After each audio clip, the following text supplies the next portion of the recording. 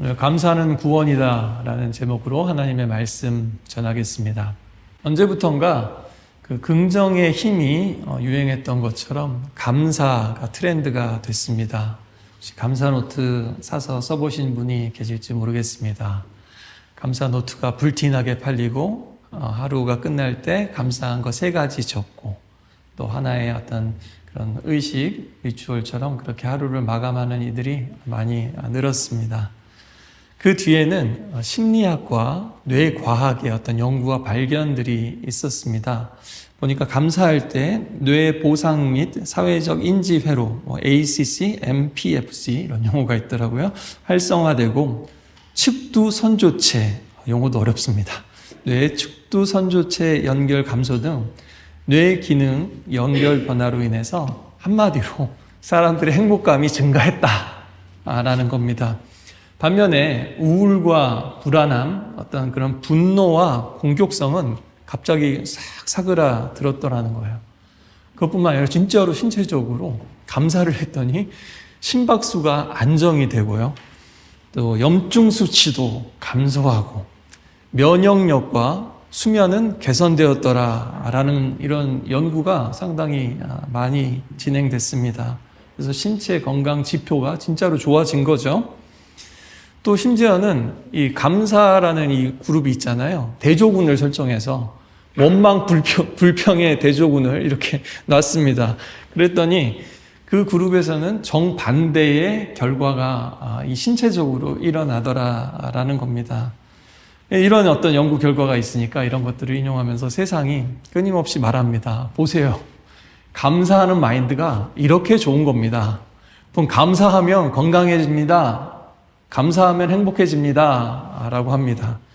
그래서 노트와 책도 많이 팔리고 있습니다. 더 흥미로운 연구가 있는데요.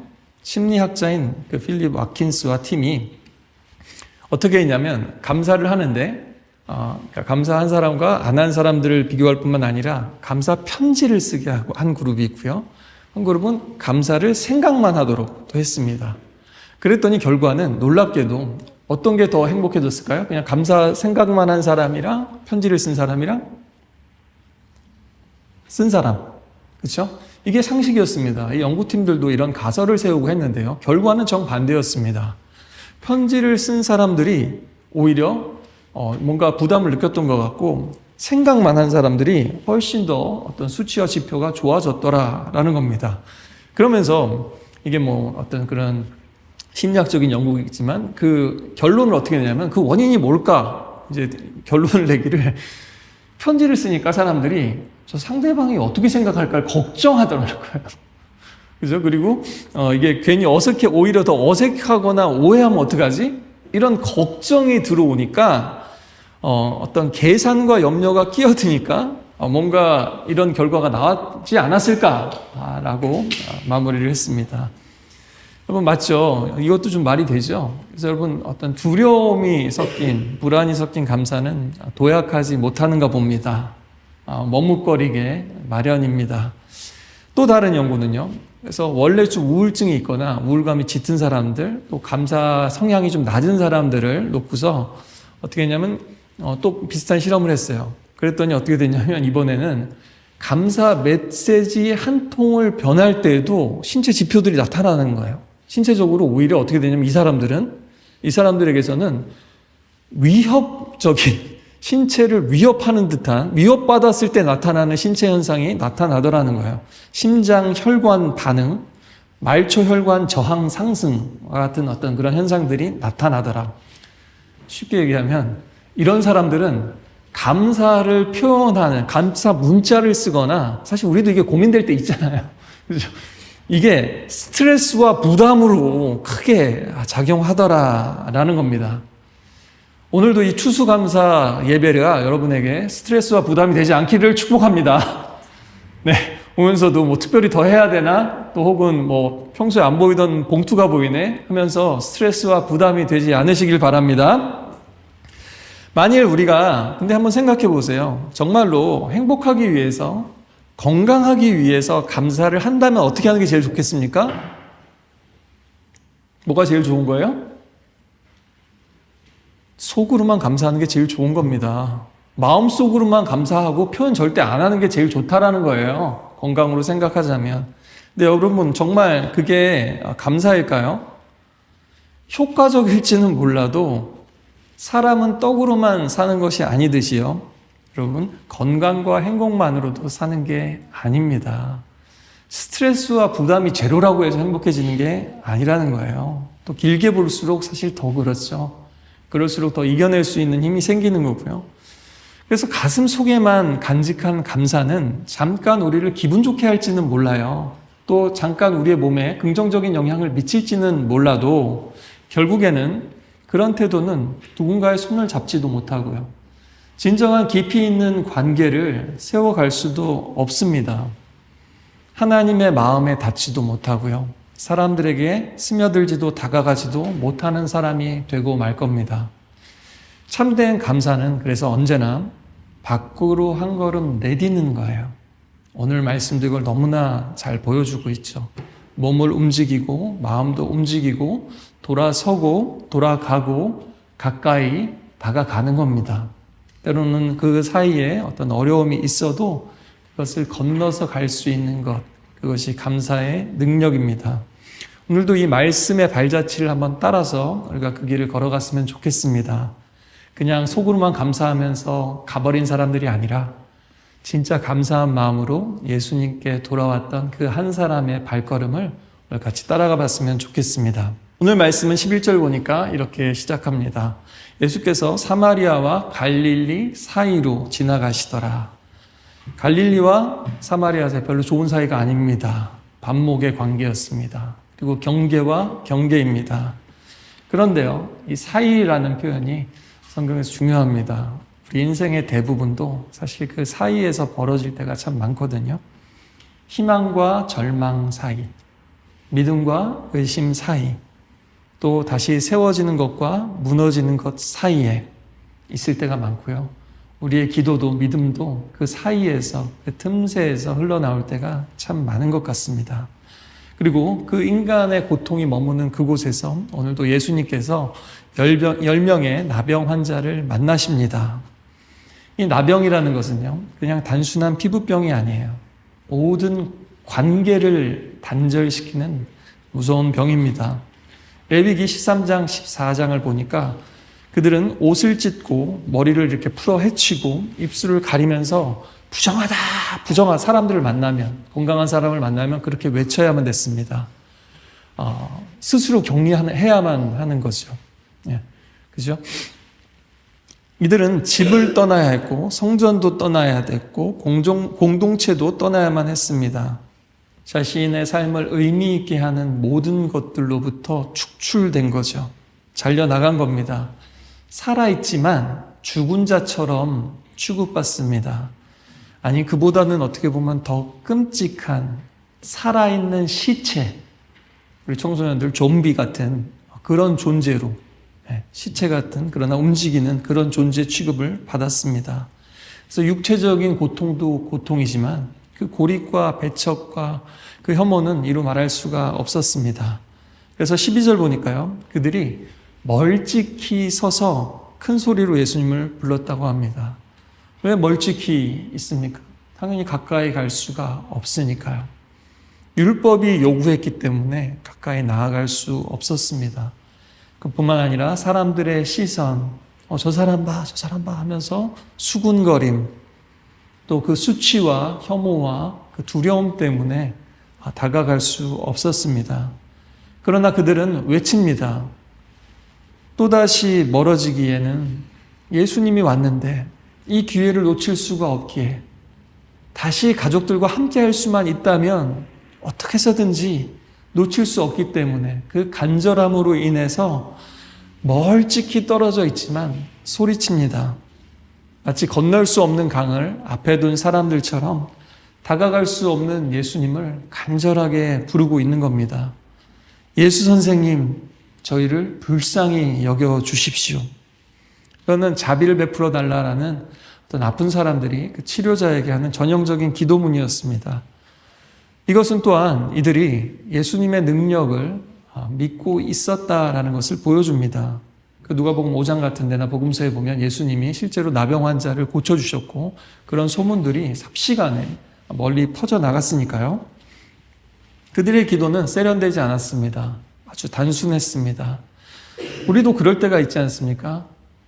하나님한테 뭐 이것저것 뭐 이런 저런 구체적으로 매일매일 우리가 작은 일도 기도하지만 딱 이럴 때 있잖아요. 하나님 살려만 주십시오.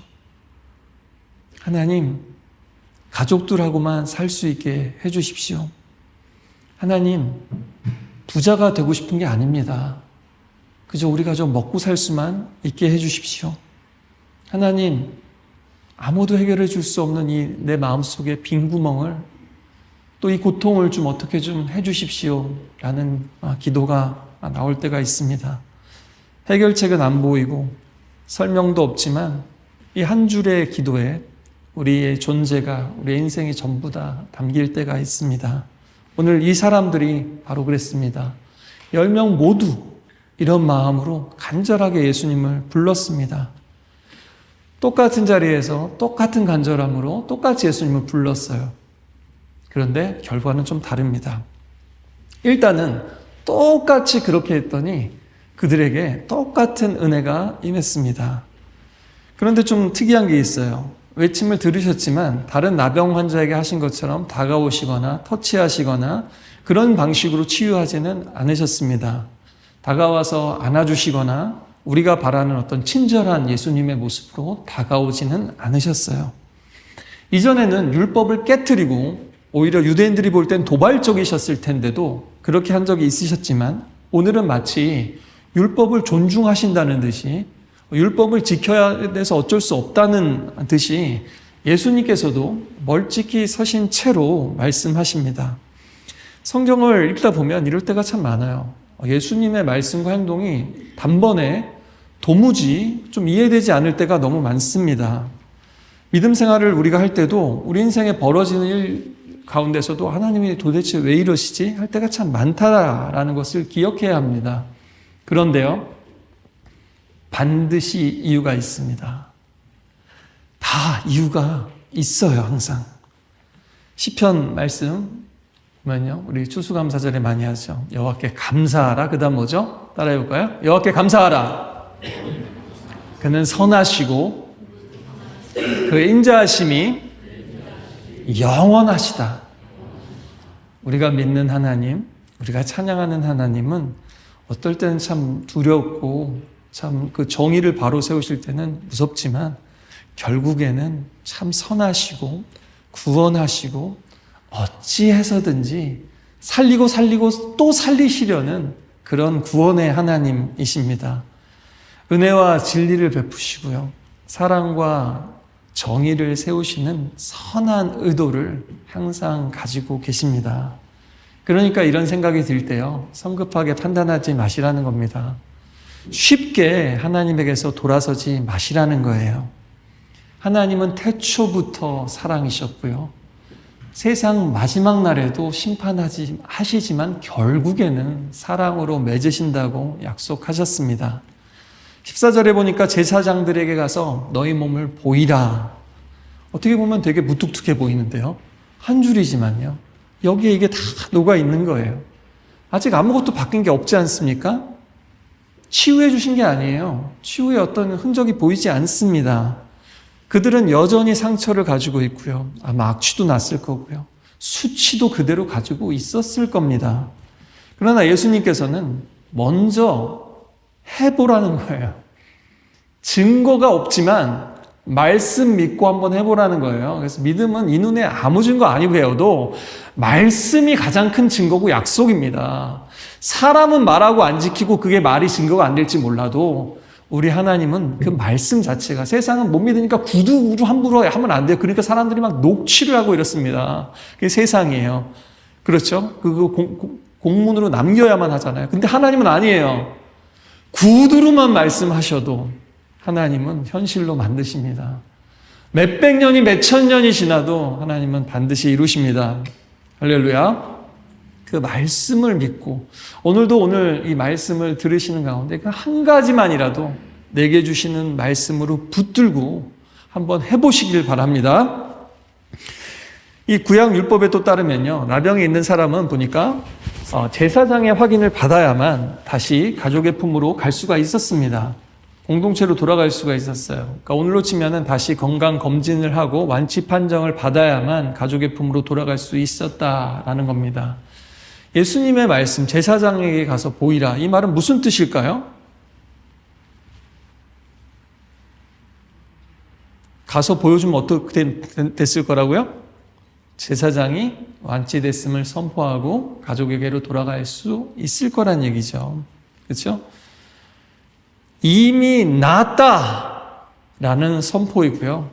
그러니까 믿고 가라라는 말씀이에요. 그러니까 예수님의 말씀은 깊이 생각해야 됩니다. 우리 같으면 친절한 걸 바란다니까요. 이렇게 풀어서 설명해 주길 바래요. 제사장한테 일단 가는 동안에 나아 있을 거니까 그 다음에 검진 받고서 율법은 또 만족을 시켜야 되니까 그 다음에 가족에 가면 됩니다 라고 하길 바라지만, 오히려 예수님은 이렇게 압축적으로 하면서 예수님의 말씀에 더 집중하도록 하시고요, 자꾸 고민하고 생각하도록 만드세요. 그래야 우리의 생각도 믿음도 깊어지기 때문이거든요. 또 그래야만 하나님께 집중할 수 있기 때문이에요. 그렇지 않습니까, 정말? 우리가 예수님 믿지만 얼마나 이게 가벼워질 때가, 깊이 없어질 때가 너무 많다라는 거죠. 그리고 이 10사람은 다행히 갑니다. 변화가 일어나기 전에. 변화는 일어나지 않았지만 그들의 마음은 먼저 일어났고 몸을 먼저 일으켰습니다.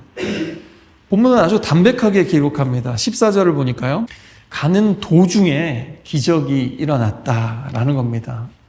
가는 도중은 그냥 가는 도중이 아니라 예수님 말씀 믿고 가면 가다가 놀라운 일이 벌어진다라는 겁니다. 그리고 아마 거꾸로 보면은 마치 기적이 중간에 기다리고 있었다는 듯이 그들은 기적을 만났을 겁니다. 믿음이란 이렇게 보여주시면, 믿게 해주시면 가겠습니다가 아니라, 믿을 수 없는데 말씀하셨으니까 한번 해보겠습니다.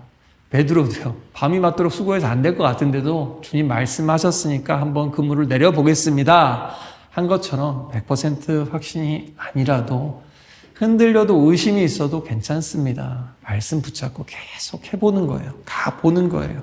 그랬더니 10명 모두에게 은혜가 임했습니다. 치유가 임했습니다. 차별 없이, 편견 없이, 서열 없이 은혜가 동일하게 임했다라는 겁니다. 우리가 너무 쉽게 있는 진리가 있습니다. 하나님의 은혜는요, 항상 우리의 어떠함보다 앞선다라는 거예요. 그리고 우리의 기대를 항상 넘어서 오고 우리의 생각과 방식과 다르게 오지만 뚜껑을 열고 보면 그게 양적으로든 질적으로든 가장 좋은 것을 가장 좋은 타이밍에 주신다라는 겁니다. 항상 더 좋은 것을 주시고요, 가장 좋은 것을 주십니다. 예수 믿으면요, 이 고백을 계속 나오게 돼요. 그런데 그 대신 함정은 뭐냐면요, 그러니까 어떻게 보면 그게 은혜지만 너무나 때로는 이해할 수 없기 때문에, 우리 같으면은 저 사람한테는 은혜가 안 임해야 되는데 내가 싫어하는 사람한테도 은혜가 임할 수 있다라는 게, 그래서 우리 마음이 어려워질 수도 있다라는 거, 그런 다시 마음을 그럴 때도 열어야 된다라는 겁니다. 사랑하는 여러분, 하나님의 은혜를 사모하시기 바랍니다. 늘 은혜를 구하시기 바랍니다. 그분의 긍휼을 요청하시기 바랍니다. 그와 동시에 또한 늘 기억하시기 바랍니다. 그 하나님이 주신 은혜들을 우리가 기억하지 않으면 어떻게 되는지 그 다음 이야기가 잘 보여줍니다. 10사람이 치유되었습니다. 그런데 보니까 돌아온 사람은 몇 명이에요? 한 사람이었습니다. 놀라운 반전은 16절에 보니까 게다가 이 사람은 유대인이 아니라 사마리아인이라고 합니다. 사회적으로, 종교적으로, 어떤 인간적으로 가장 주변부에, 변두리에 있던 사람이었습니다. 유대인들에게 무시당하고 또 이 어떤 부정한 병에 걸려서 두 겹, 세 겹의 배제와 차별과 혐오를 받고 밖으로 그렇게 밀려난 사람입니다. 근데 그가 가장 먼저 돌아왔더라라는 겁니다. 예수님이요, 놀라셨어요. 10명 고쳐줬는데 한 명만 와서 감사하니까 놀라셨다라는 거예요. 그러면서 그 9을 찾으십니다. 나머지 9명은 어디 가고 왜 너만 왔느냐라고 약간 의아해 하셔요. 똑같이 기적을 선물을 받았지만 다 돌아와서 감사하는 것은 아니다라는 거예요. 우리가 흔히 이렇게 생각하죠. 따뜻하게 보살펴주는 가정에서 자라서 그런지 참 어쩜 성품이 저렇게 좋아. 또 그러면 당연히 고마움을 느끼는 아이가 될 거고, 또 부유한 가정에서 자란 아이는 뭔가 원망을 잘하거나 불만스러운 사람이 될 거야. 또 실제로 이렇게 정죄하고 판단하는 사람들도 되게 많죠. 그러나 큰 오산입니다. 그렇지 않습니까? 우리 가운데도 이 자리에 나와서 뭔가 하나님을 사랑하고 이웃들을 사랑하시는 분 가운데는요, 우리 가운데도 있잖아요. 뭔가 부모님의 무관심과 때로는 부모님이 정말 나를 거칠게 혹은 참 안 좋게 대했음에도 불구하고 하나님의 은혜로 치유받고 또 하나님의 그 사랑을, 부모의 사랑도 받지 못한 그 사랑을 하나님께 받음으로써 이 자리에 나와 있는 분들도 많이 있습니다. 또 자녀들을 키우면서도 많이 느끼실 거예요. 똑같이 베풀었는데도 감사하고 기뻐하고 어떻게 하면 더 잘할까 하는 사람이 있고요. 모르쇠 하는 자녀가 있을 수 있다라는 겁니다. 유복하고 부모님이 그렇게 해줬는데도 배은망덕한 자녀들도, 폐륜을 저지르는 사람들도 얼마나 이 세상에 사실 많습니까? 그런 의미에서 감사는 신비입니다. 하나님의 은혜이기 때문에 신비고요. 또 하나는 우리의 반응이기 때문에 신비입니다. 누가 도대체 어떻게 반응할지 예측할 수가 없는 겁니다. 그리고 예수님의 질문은 9사람을 향한 것만이 아니라 오늘 추수감사주일에 감사하러 나온 우리를 향한 것이기도 합니다. 우리는 어디에 있습니까? 또 분명 돌아와서 감사하고 있는데 이 나병 환자와 같은 엎드려서 경배하고 너무 큰 소리로 하나님께 영광을 돌리면서 감사를 하고 있을까요? 혹은 몸은 돌아왔지만 마음은 그렇지 않을까요? 그렇다면 이 9사람은 왜 돌아오질 않았을까요? 예수님께서 이 이방인 외에는 라고 말씀하신 것을 보면요, 아마도 대부분은 유대인이었고 이 한 사람만 혹은 아마 소수만 사마리아인이었을 것으로 보입니다. 그들이 어디 갔을까요? 어디 갔을까요? 네? 가족의 품으로. 가족한테 가기 전에 누구한테 갔을까요? 네, 제사장에게 갔겠죠. 이들이 예수님 말씀에 순종했을 거예요. 그렇죠? 가다가 나왔고 아마 갔을 거예요.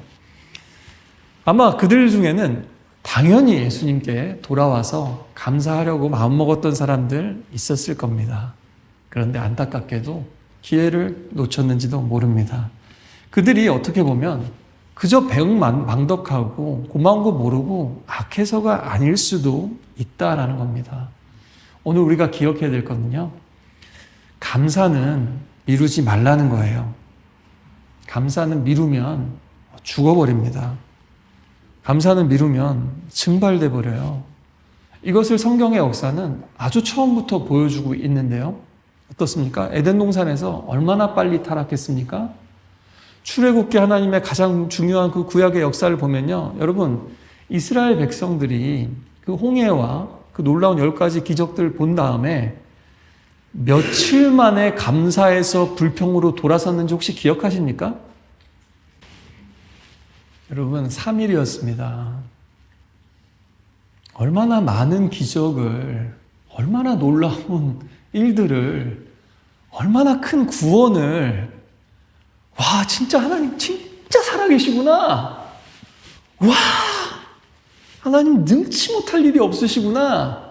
하나님만 믿고 따라가야지. 와, 우리가 하나님 백성이라고, 자녀라고, 와, 저 이집트 제국을 세상 두려울 게 하나도 없어. 이랬을 거예요. 그렇죠?